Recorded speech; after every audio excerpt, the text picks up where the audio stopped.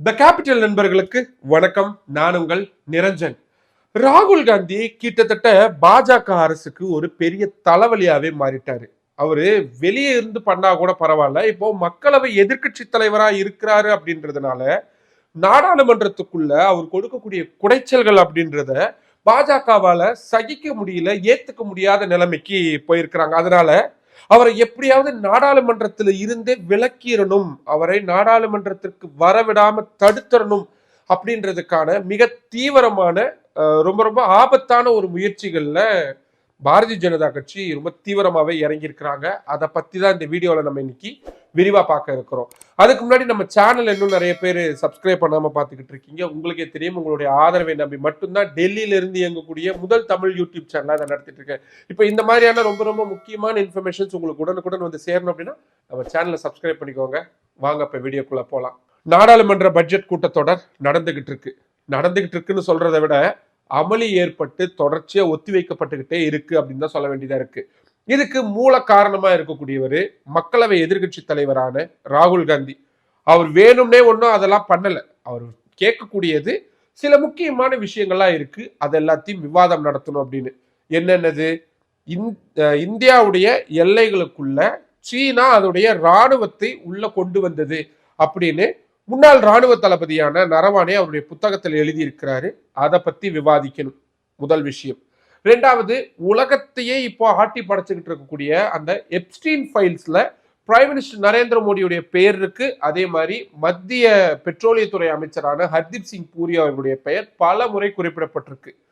எப்ஸ்டீனுக்கும் மத்திய பாஜக அரசுக்கும் என்ன சம்பந்தம்? பிரதமர் நரேந்திர மோடிக்கும் எப்ஸ்டீனுக்கும் என்ன தொடர்பு இருக்கு? இதை பத்தி விசாரிக்கணும்.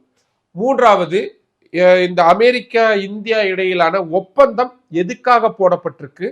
அமெரிக்க அதிபருடைய அந்த அச்சுறுத்தல்களுக்கு ஏன் இந்தியா தொடர்ச்சியா கட்டுப்படணும்? எதுக்காக 500 பில்லியன் அமெரிக்க டாலர் அளவுக்கு இருக்கக்கூடிய வர்த்தகத்தை அவங்களுடைய பொருட்களை இந்தியாவுக்குள்ள அனுமதிக்கணும்? அப்படி அனுமதிக்கிறதன் மூலியமா இந்திய விவசாயம் பெரிய ஒரு பாதிப்பை சந்திக்குமே, இதை எப்படி சரி செய்ய போறீங்க? இப்படின்னு நாட்டுக்கு தேவையான மிக மிக மிக மிக முக்கியமான விஷயங்களை குறித்து விவாதம் நடத்தணும் அப்படின்றது தான் ராகுல் காந்தியுடைய மிக முக்கியமான விஷயம்.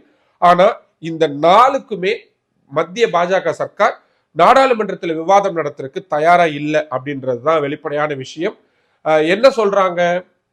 இந்தியா அமெரிக்க அந்த ஒப்பந்தத்தை பொறுத்த வரைக்கும் ஏற்கனவே வர்த்தகத்துறை அமைச்சராக இருக்கக்கூடிய பியூஷ் கோயல் விளக்கம் அளிச்சுட்டாரு, அதுவே போதும்ட்டாங்க. அவர் என்ன விளக்கம் அளிச்சாரு? ஒரு 2 பேப்பருக்கு 2 பக்கத்துக்கு பேப்பர்ல எழுதிட்டு வந்து அதை ஜஸ்ட் படிச்சுட்டு போயிட்டாரு. எங்க 500 பில்லியன் அமெரிக்க டாலர் அளவுக்கு இருக்கக்கூடிய அமெரிக்க பொருட்கள் இந்தியாவில் விற்பனை செய்யப்பட போகுது. இதை பத்தி ஜஸ்ட் 2 பேப்பர்ல படிச்சுட்டு போயிட்டா போதுமா? என்ன சொல்றாங்க? இல்ல இல்ல, அந்த ஒப்பந்தம் ரொம்ப நல்லதுதான் அப்படின்னு எல்லா ஊடகங்களுக்கும், அதாவது நான் சொல்லக்கூடியது சோ கால்டு பிஜேபி ஆதரவு ஊடகங்கள், ஆங்கில ஊடகமாகட்டும் ஹிந்தி ஊடகங்களாகட்டும், இதுல அத்தனை அமைச்சர்களுமே போட்டி போட்டுக்கிட்டு பேட்டி கொடுக்கறாங்களே தவிர நாடாளுமன்றத்துல அதை விவாதிக்கணும் அப்படின்றதுக்கான ஒரு எந்த முயற்சியும் அவங்க எடுத்ததா தெரியல. முதல் விஷயம். ரெண்டாவது, சீன விவகாரத்தை பொறுத்த வரைக்கும் ராணுவ தளபதி நரவானேவுடைய புத்தகம் வெளியவே வரல. வெளிவராத புத்தகத்தை பத்தி பேசக்கூடாது அப்படின்னு அவர் எழுதியிருக்கிறது உண்மை. அது வெளிவராம இருக்கிறதுக்கான காரணம் அரசியல் காரணங்கள் என்னன்றதும் எல்லாருக்கும் தெரியும். அப்படி தேச பாதுகாப்பு சார்ந்த மிக முக்கியமான விஷயத்தை ஒரு சாதாரணமான ஒரு காரணத்தை சொல்லி பேசாம தடுக்கிறாங்க. மூன்றாவது, எப்ஸ்டீன் ஃபைல்ஸுக்கும் இந்தியாவுக்கும் சம்பந்தமே கிடையாது, அதை பத்தி விவாதமே நடத்தக்கூடாது, அந்த வார்த்தையவே பயன்படுத்தாதீங்க அப்படின்னு திட்டவட்டமா சொல்லிட்டாங்க ஆளும் பாஜக அரசு. இதை அவங்க நாடாளுமன்றத்திலும் சொல்லியிருக்காங்க. நாடாளுமன்றத்துல பட்ஜெட் மீதான விவாதம் நடந்தப்போ ராகுல் காந்தி அவர்கள் நாடாளுமன்றத்துல பேசினார். அப்போ அவர் இந்த எப்ஸ்டீன் ஃபைல்ஸ்னு சொல்ல ஆரம்பிச்ச உடனேயே அவைத்தலைவர் இல்ல இல்ல இல்ல இல்ல இல்ல எப்ஸ்டீன் ஃபைல்ஸ் எல்லாம் நீ சொல்லக்கூடாது, இப்ப சாமி இருங்க அப்படின்றாரு. சரிங்க, எப்ஸ்டீன் ஃபைல்ஸ்ல மத்திய பெட்ரோலியத்துறை அமைச்சரான ஹர்தீப் சிங் பூரியுடைய பெயர் இடம்பெற்றிருக்கு, அதை பத்தி விவாதிக்கணும் அப்படின்னா அதெல்லாம் முடியாது, அப்படிலாம் பேசக்கூடாது, அது எப்படி நீங்க அமைச்சர் மீது இப்படி ஒரு அபாண்டமான குற்றச்சாட்டை சொல்லுவீங்க அப்படின்னு கேட்கறாங்க. எதுங்க அபாண்டமான குற்றச்சாட்டு? எப்ஸ்டீன் ஃபைல்ஸ்ன்றது அமெரிக்க அரசு, அமெரிக்காவுடைய நீதித்துறை சார்பா வெளியிடப்பட்டு இருக்கக்கூடிய கோப்புகளாகவும் ஆவணங்களாகவும் இருக்கு. அதுல இந்திய அமைச்சர், இப்பவும் அவர் அமைச்சரா இருக்கிறாரு, அவர் பேர் இடம்பெற்றிருக்கு, அதை பத்தி விவாதிக்கணும் அப்படின்னா முடியாதுன்றாங்க. ஆனா அதே சம்பந்தப்பட்ட அமைச்சர் ஹர்தீப் சிங் பூரி கடந்த 2 நாட்களா அதே மாதிரிதான் எல்லா ஆங்கில ஹிந்தி ஊடகங்கள்ல உட்காந்து மணிக்கணக்குல எனக்கு அதுக்கு சம்மந்தம் இல்லை, எனக்கு அதுக்கு சம்மந்தம் இல்லை பேசிக்கிட்டே இருக்கிறாரு. ஏன் அதை நாடாளுமன்றத்துல வந்து பேச வேண்டியது தானே? என்ன தடுக்குது, எது தடுக்குது அப்படின்னு எனக்கு தெரியல. அதே மாதிரி பிரைம் மினிஸ்டர் நரேந்திர மோடி குறித்து எந்த விதமான விமர்சனங்களும் வைக்கிறதுக்கும் அனுமதிக்கப்படவே இல்லை. இன்னும் சொல்ல போனா இந்த எப்ஸ்டீன் ஃபைல்ஸ்ல அம்பானியுடைய பெயர் இடம்பெற்றிருக்கு அப்படின்னு அவையில இல்லாதவங்க அம்பானி, அதை பத்திலாம் பேசாதீங்க அப்படின்றாங்க. அனில் அம்பானி தெரியல, அதான் இப்ப பல்லாயிரம் கோடி ரூபாய் மோசடி பண்ணிட்டு, வங்கி மோசடி பண்ணிட்டு கோர்ட்டுக்கும் வீட்டுக்கும் அலைஞ்சிட்டு இருக்காருல்ல, அவர் ஏன் கைது பண்ணப்படலைன்ற ஒரு கேள்வி கேட்கிறாரு. நான் சரிங்க எல்லாத்தையும் விட்டுறேன், அனில் அம்பானி ஏன் இன்னும் கைது பண்ணாம இருக்கிறீங்கன்னு ஒரு கேள்வி. அவர் அவையில இல்லாதவருங்க, அதை பத்தி நீங்க பேசாதீங்க அப்படின்றாங்க. அப்போ நேரு அவையில இருக்கிறவரா, இந்திரா காந்தி அவையில இருக்கிறவங்களா, மன்மோகன் சிங் அவையில இருக்கிறவங்களா எனக்கு தெரியல. இதெல்லாம் பத்தி மட்டும் பேசக்கூடிய பாரதிய ஜனதா கட்சியினர் இப்ப நாட்டுல உயிரோட இருக்கக்கூடிய இந்திய வரிப்பணத்துல பல்லாயிரம் கோடி ரூபாய் மோசடி செஞ்சிருக்கக்கூடிய அனில் அம்பானி பத்தி கூட, முகேஷ் அம்பானி கூட கிடையாது, அனில் அம்பானி பத்தி கூட பேசக்கூடாது அப்படின்னு தடுக்கிறாங்க. அப்படின்னா அது ஏன்னு எனக்கு புரியல.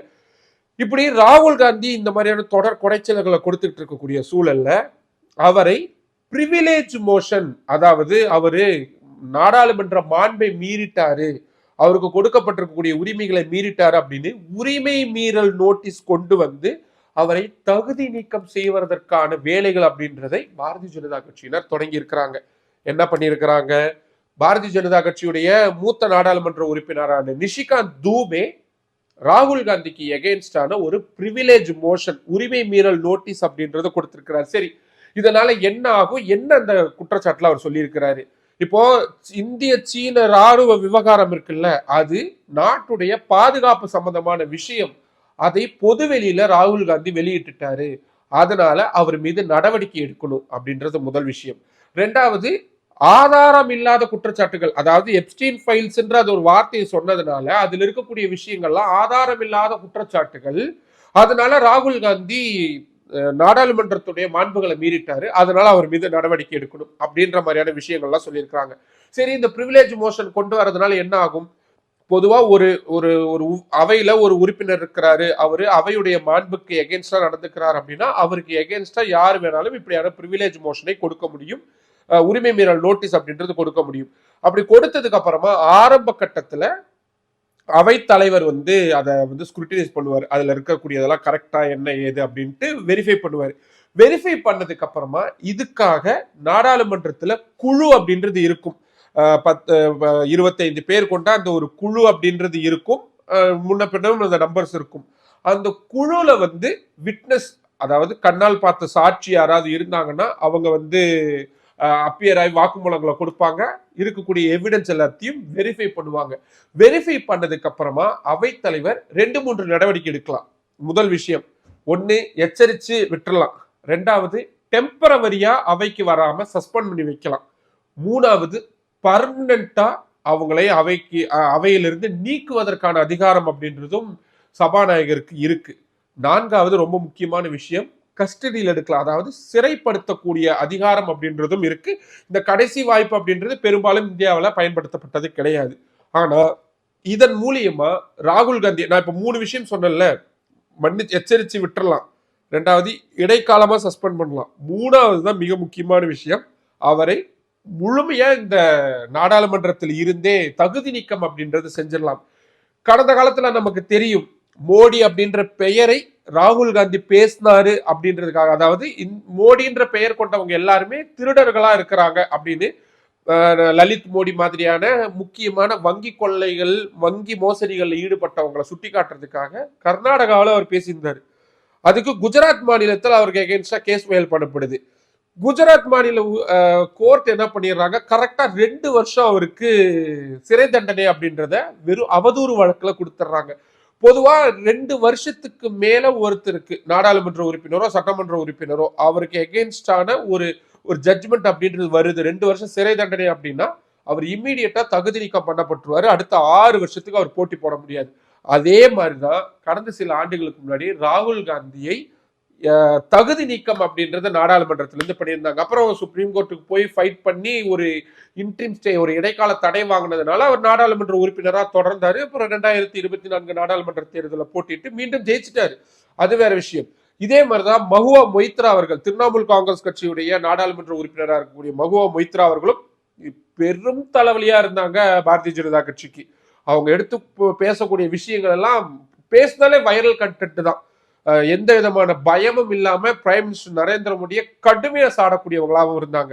அவங்க நாடாளுமன்றத்துல கேள்வி கேட்கறதுக்கு பணம் வாங்கிட்டாங்க அப்படின்ற ஒரு குற்றச்சாட்டை முன் வச்சு அவங்களையும் இதே மாதிரி பிரிவிலேஜ் மோஷன் கொண்டு வந்து அவங்களையும் தகுதி நீக்கம் பண்ணியிருந்தாங்க. ஸோ இது நடக்காது அப்படின்னு நம்ம சொல்லவே முடியாது. நடக்கிறதுக்கான சாத்தியம் 100% இருக்கு. அதனால இந்த பிரிவிலேஜ் மோஷன் அப்படின்றத பயன்படுத்தி ராகுல் காந்தியை நாடாளுமன்றத்தில் இருந்து முழுமையா அப்படி ஒதுக்கி வச்சிடறதுக்கான வாய்ப்பு அப்படின்றது இருக்கு. வெறும் ராகுல் காந்தி மட்டும் இல்ல, இன்னும் சில எம்பிக்கள். ஏன்னா கிரண் ரிஜிஜு அவர்கள் தொடர்ச்சியா வீடியோக்களை விட்டுக்கிட்டே இருக்காங்க. ஜோதிமணியும் சுதா அவர்களும் பிரைம் மினிஸ்டர் நரேந்திர மோடியை தாக்க முற்பட்டாங்க அப்படின்னு சொல்லி ஒரு வீடியோ போட்டாரு. அவைத்தலைவர் ஓம் பிர்லாவுடைய அலுவலகத்துக்குள்ள போய் 25க்கும் அதிகமான காங்கிரஸ் நாடாளுமன்ற உறுப்பினர்கள் அவரை கெட்ட வார்த்தையில பேசினாங்க அப்படின்னு சொல்லி அவர் ஒரு வீடியோ போட்டிருக்கிறாரு. இப்படின்னு காங்கிரஸ் மற்றும் எதிர்கட்சி நாடாளுமன்ற உறுப்பினர்களை இப்படி ஒரு ஒரு பிரிவிலேஜ் மோஷன் மூலியமான விஷயங்களுக்கு டார்கெட் பண்ணி அவங்களை கார்னர் பண்ணி அவங்களை அவையிலிருந்தே தகுதி நீக்கம் பண்றதுக்கான வேலைகள் அப்படின்றத பாரதிய ஜனதா கட்சி ரொம்ப கச்சிதமா பண்ணிக்கிட்டு இருக்கிறாங்க. அதுல முதல் குறியா வைக்கப்பட்டிருக்கிறவரு ராகுல் காந்தி. அவர் தகுதி நீக்கம் பண்ணப்படுவாரா இல்லை என்ன ஆக போகுது அப்படின்றதெல்லாம் ரொம்ப பெரிய ஒரு கேள்விக்குறியா இருக்கு. அப்கோர்ஸ் ரொம்ப இன்ட்ரெஸ்டிங்கான நாட்கள் அப்படின்றது வர இருக்கு. எல்லாத்தையுமே தனித்தனியா பார்க்கலாம். இப்போ இந்த விஷயத்தை நீங்க எப்படி பாக்குறீங்க? ராகுல் காந்தியை தகுதி நீக்கம் செய்யக்கூடிய அளவுக்கு பாரதிய ஜனதா கட்சி போவாங்கன்னு உங்களுக்கு தோணுதா, இல்ல கொஞ்சம் அவங்க தயங்குவாங்க அப்படின்னு உங்களுக்கு தோணுதா? இந்த ஒட்டுமொத்த சினாரியோல உங்களுக்கு எது தோணுனாலும் அதை கீழே கமெண்ட் பாக்ஸ்ல சொல்லுங்க. மற்றும் ஒரு வீடியோவில் சந்திக்கலாம். நன்றி.